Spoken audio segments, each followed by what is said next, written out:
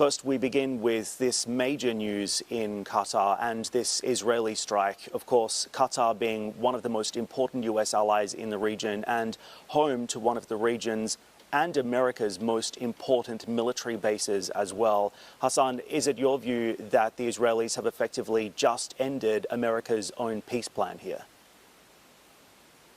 Well, yes, I think so. I mean, when you bomb the leadership of Hamas, which was gathered presumably in Doha to discuss specifically the Trump administration's latest ceasefire proposal, and were reportedly, in fact, being encouraged by the Qataris to accept it, despite all of its shortcomings, I think that sends a clear message that Israel at this stage is not interested in the success of the ceasefire effort, nor is it interested in essentially enabling Qatar's role as a mediator again to bear fruit. So I think it does have an impact. When we look at things on the ground, it's very clear that Israel has already set in motion the large-scale military operation, the so-called Gideon Chariots 2, that is intended to lay full military control over the Gaza Strip and is in fact poised to annex the West Bank.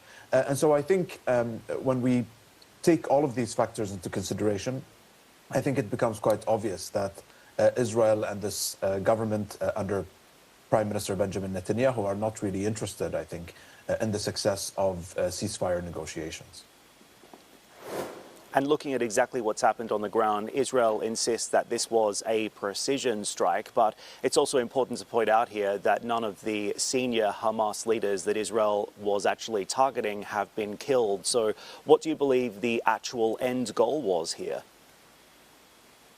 I think we have to remember that this is part of a now widely established pattern of brazen and unrestrained Israeli military aggression and behavior in the region. And this not only affects Qatar, but it has affected, obviously, a number of other places in the region, including the occupied Palestinian territories, Syria, Lebanon, Yemen, Iraq, Iran, and now most recently Qatar. And so there is a wide pattern of unrestrained Israeli military aggression over the past 2 years in the region. But I do think that it's also an extremely reckless act because the attack took place in a residential area. It, in fact, led to one casualty among Qatari security forces and may have, in fact, not even succeeded in achieving its objective of eliminating Hamas's leadership. So I think obviously the diplomatic cost here, there are a lot of questions about the extent to which the US was involved and the extent to which it knew about this, and even really the effectiveness of having a US military base if the US is incapable of preventing an attack by Israel on one of its most significant defense and security partners in the region. Hassan, to your point as well, Israel has now shown that it is willing and indeed able to strike inside a US-allied Gulf state. And, of course, the reaction from the White House has come fast here as well. It seems as if President Donald Trump has distanced himself from this Israeli decision to strike inside Qatar, and we now see the political fallout beginning across the region. Where does this leave America's credibility in the Gulf today if it is unable to hold back Netanyahu? So the White House has, in fact, attempted to distance itself from this operation.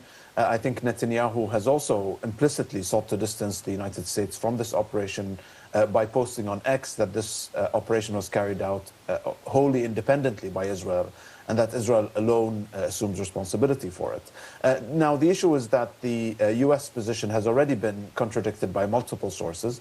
The Qataris have, in fact, denied the U.S. claim that the U.S. involved Qatar in advance of the attack. We've heard the Qatari Prime Minister and spokesperson essentially suggest that the U.S. warning came while the bombs were falling on Doha. We've already also seen reports carried by the media that allege a U.S.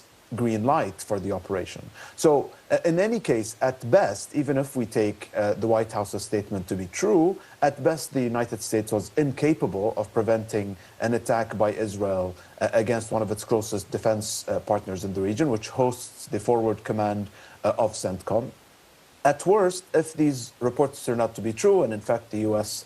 tacitly approved or even facilitated the attack, then in fact the US would have been complicit in the attack on one of its closest defense partners. I think this will have repercussions beyond the US's relationship with Qatar. I suspect the GCC states are also perhaps rethinking the feasibility and really the value added of these long-term defense and security arrangements with the United States. And dare I say, I think if the United States were in fact to be complicit, then I suspect that this will have an impact on the wider credibility of US defense and security commitments and arrangements writ large around the world.